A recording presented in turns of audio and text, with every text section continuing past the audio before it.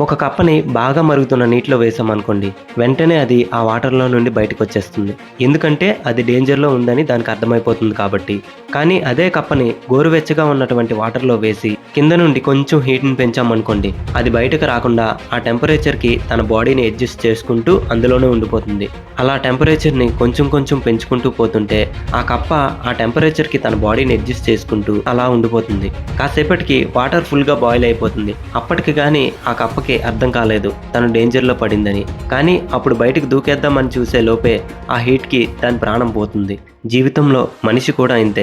నాన్న సంపాదించి ఇస్తున్నాడనో, ఆస్తులున్నాయనో, ఒక కంఫర్టబుల్ లైఫ్‌కి అడ్జస్ట్ అయిపోయావనుకో, ఇవేవీ లేని రోజున నీకేమీ చేతకాక, ఏం చేయాలో, లైఫ్‌ని ఎలా కొనసాగించాలో అర్థం కాక ఈ కప్పలాగా చచ్చిపోతావు. అందుకే నీ జీవితంలో వచ్చే సమస్యని ముందుగా గుర్తించలేకపోయినా అట్‌లీస్ట్ నీ లైఫ్‌ని సేవ్ చేసుకోగలిగే టైం ఉన్నప్పుడు మాత్రం గుర్తించు.